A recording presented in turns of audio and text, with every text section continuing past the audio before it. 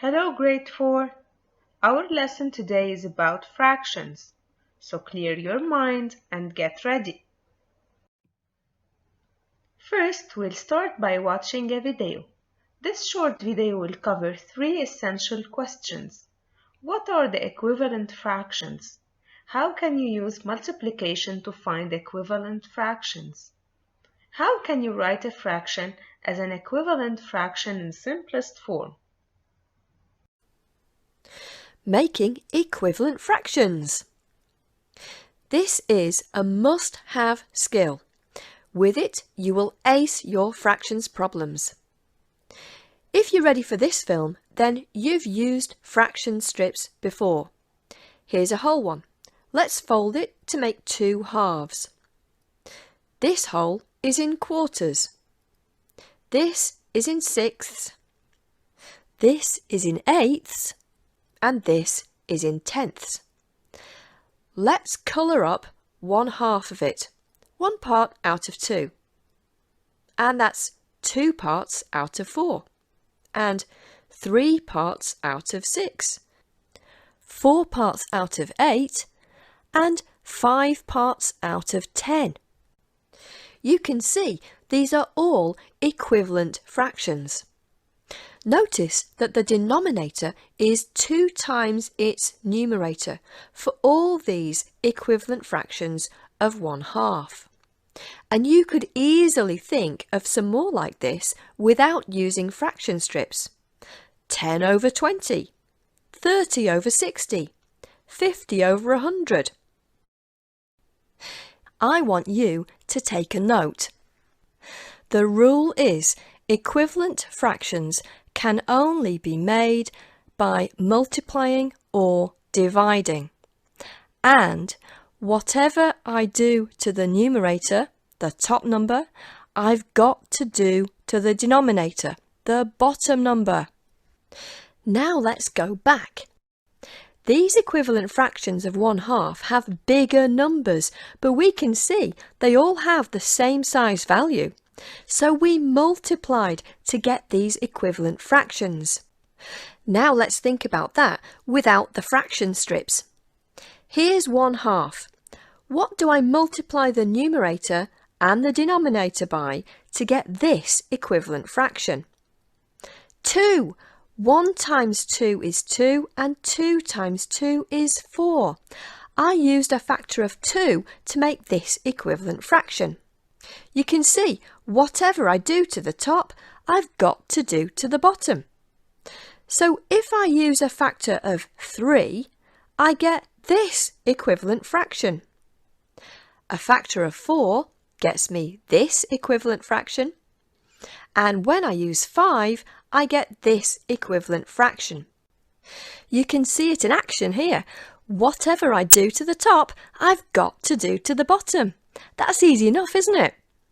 Okay then, so let's do some practice to make it stick before you hit the worksheets.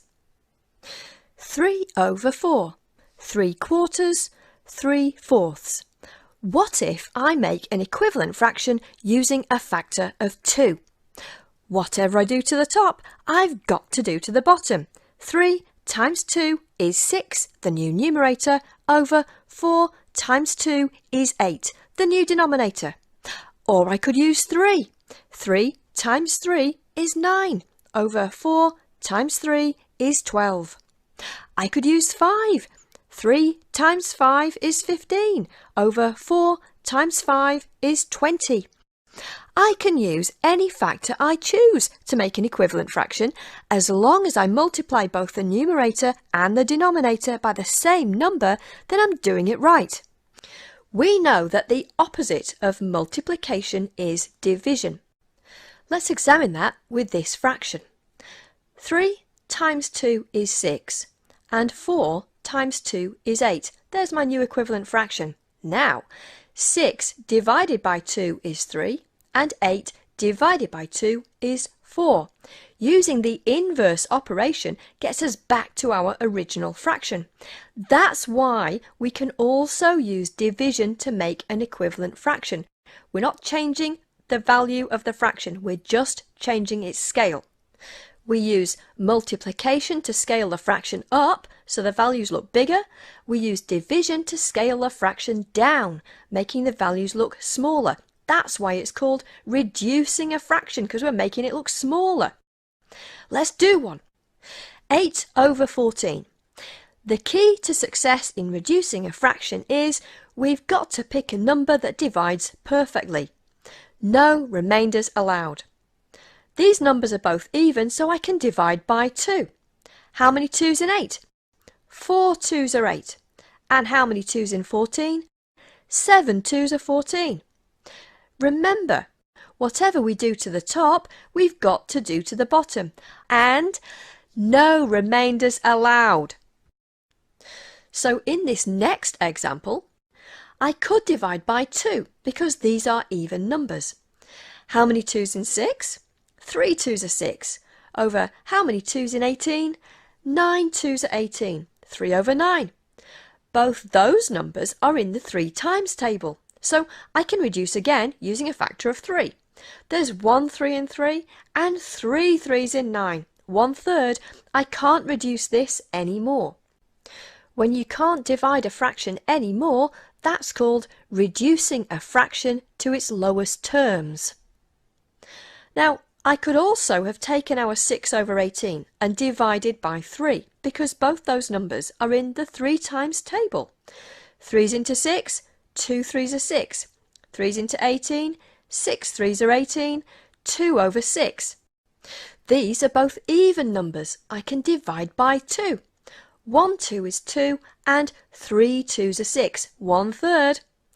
Or I could have divided by 6 to start with because they're both in the 6 times table.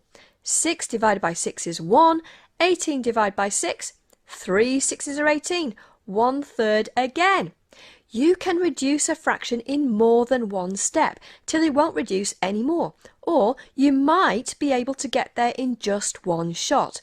However you reduce it, the final answer in its lowest terms will be the same. How can you write a pair of fractions as fraction with a common denominator? Let's write 2/4 and 2/5 as fractions with common denominators. Which method can you use to find the common denominator for these fractions?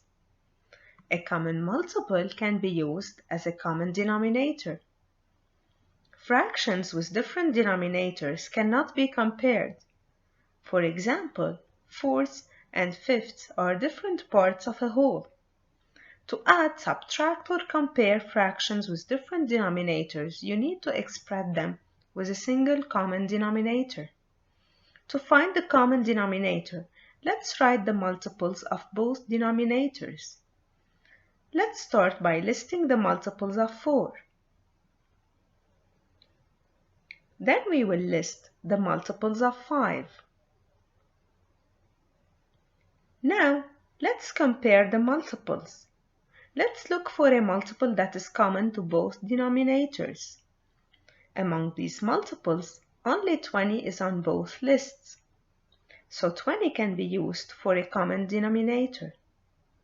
Rewrite 3/4 and 4/5 using 20 as the denominator.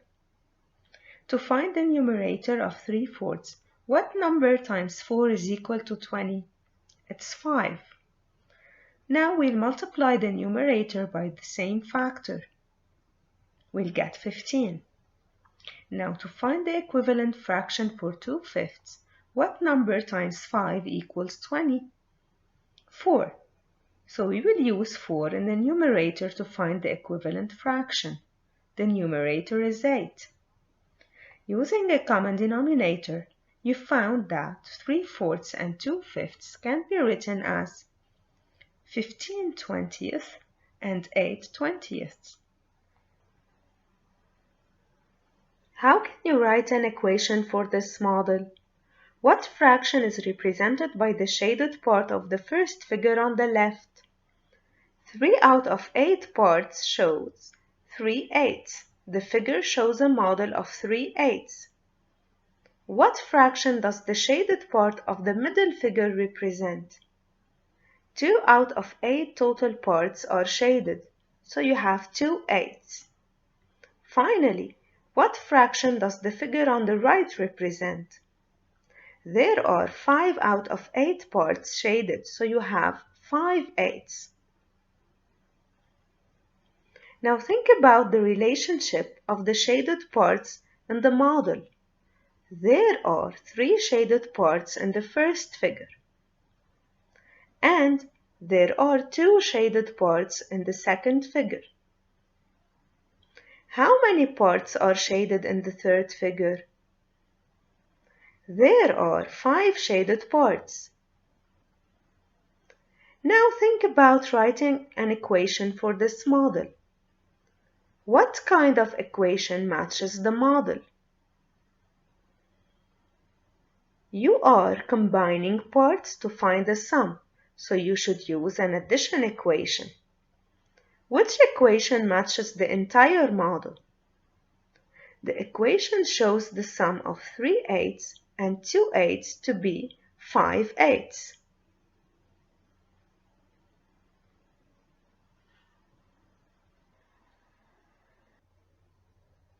How can you write a fraction as a sum of unit fractions with the same denominators? Kevin and Olivia are going to share a whole pizza. The pizza is cut into 12 equal slices. They will put the slices on 2 separate dishes. What part of the whole pizza could be on each dish? Let's shade the models to show how Kevin and Olivia could share the pizza. And write an equation. The circle represents the whole pizza.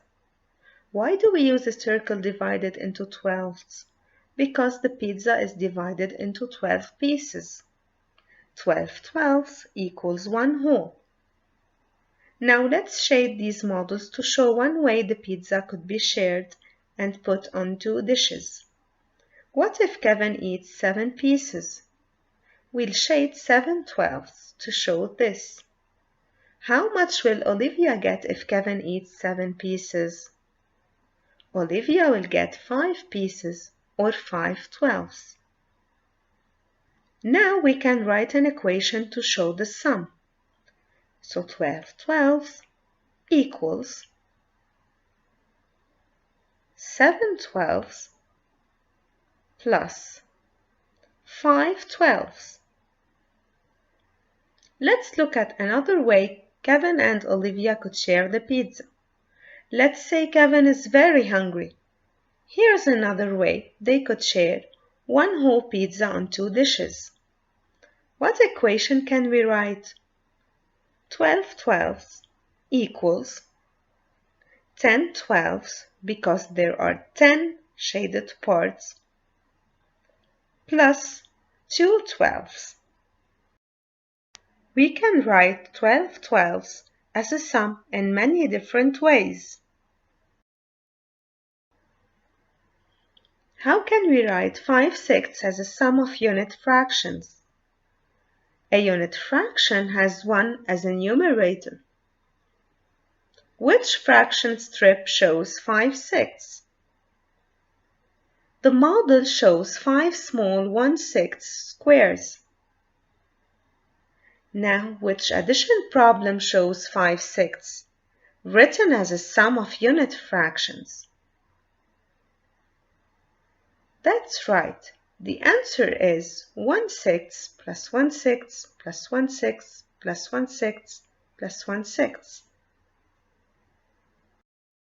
How can you add fractions with like denominators using models? Clark made a loaf of bread. She used 1/8 of the bread for a snack and 6/8 of the bread for lunch. How much bread did she use for a snack and lunch? Let's use a picture to help us solve the problem. This loaf of bread was cut into 8 slices. Each slice is 1/8 of the loaf of bread. Miss Clark used 1/8 of the bread for a snack, which is 1 slice. Then she used 6/8 of the bread for lunch, or 6 slices. How many slices or parts of the whole loaf are now shaded? There are 7 shaded parts.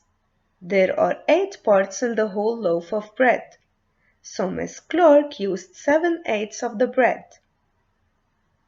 Another way to solve the problem is to use fraction strips. The one strip represents the whole. Each 1/8 strip represents 1/8 of the bread.